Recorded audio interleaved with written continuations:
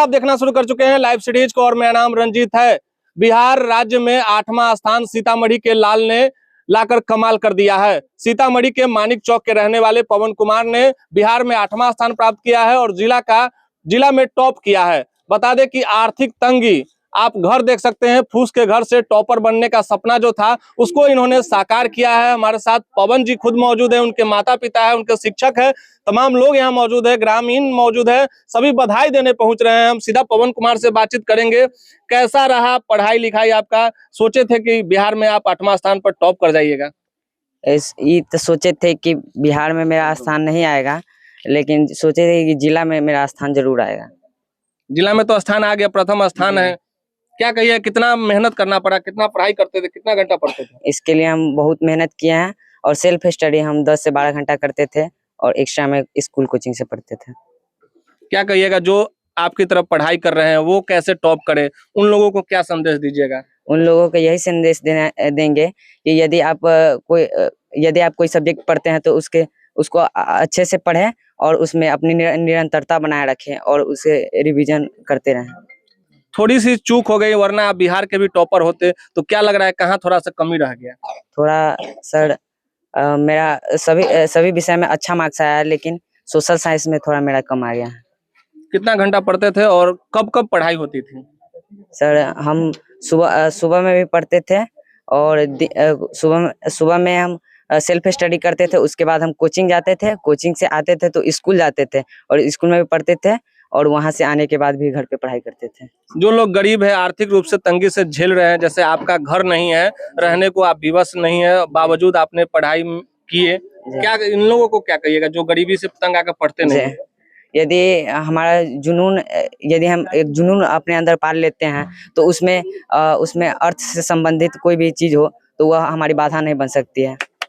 हम यहाँ पवन की माता जी है जो बड़ी भावुक दिख रही है, उनसे हम बातचीत करेंगे। आपको लग रहा था कि बेटा टॉप कर जाएगा, बिहार में 8वां स्थान लाया है और जिला में टॉप कर गया है, क्या कहिएगा?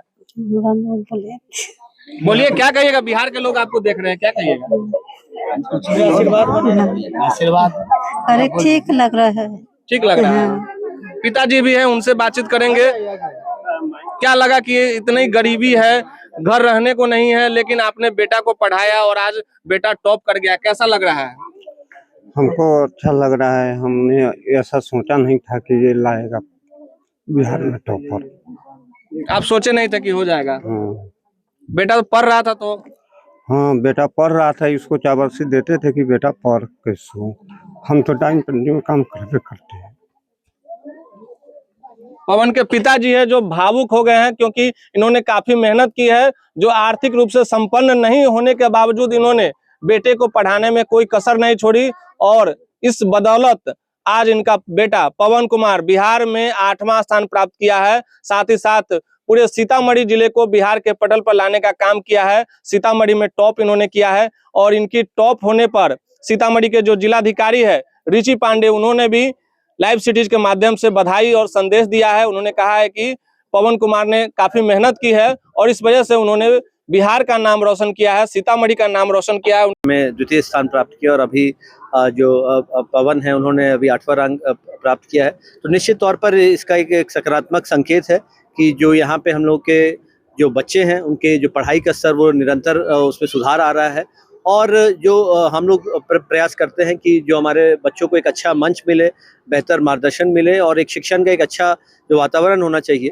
सरकारी विद्यालयों में, निरंतर हम लोगों का भी ये प्रयास रहता है। और विशेष तौर पर जो हमारे माध्यमिक एवं उच्चतर माध्यमिक जो विद्यालय हैं जो 9 से लेकर 12 तक हैं, तो क्योंकि वो बहुत ही महत्वपूर्ण चरण रहता है किसी भी छात्र छात्रा के लिए, उनके करियर के लिए, तो हम यही चाहेंगे कि आने वाले जो और बच्चे हैं जो अभी प्राथमिक विद्यालय में हैं वो निश्चित तौर पे इन सभी बच्चों से प्रेरणा लें और आगे आने वाले समय पे निश्चित तौर पे मुझे लगता है बस अब टॉपर्स, मतलब अभी तो 2nd और 8th रैंक की बात कर रहे हैं हम लोग, निश्चित तौर पर नेक्स्ट ईयर से हम लोगों के टॉप रैंकर स्टूडेंट्स भी सीतामढ़ी से रहेंगे। उनके शिक्षक लोग भी है, उनसे भी हम बातचीत करेंगे। क्या लग रहा था कि पवन टॉप कर जाएगा? बिल्कुल बिल्कुल टॉप। इतना तो इनके गुरुजन सभी आदमी इतना मेहनत कर रहे थे, सबका आकांक्षा था, लेकिन उम्मीद से ज्यादा बेहतर परिणाम मिला है। इसके लिए यह धन्यवाद के पात्र हैं और सभी हमारे ग्रामवासी मानिक चौक के लिए हमेशा के लिए गर्व का विषय रहा।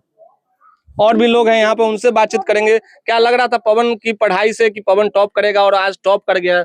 जी, हमें तो पूर्ण विश्वास था कि ये टॉप करेगा, लेकिन ये आशा नहीं था कि इतनी बड़ी मुकाम ये हासिल कर लेगा।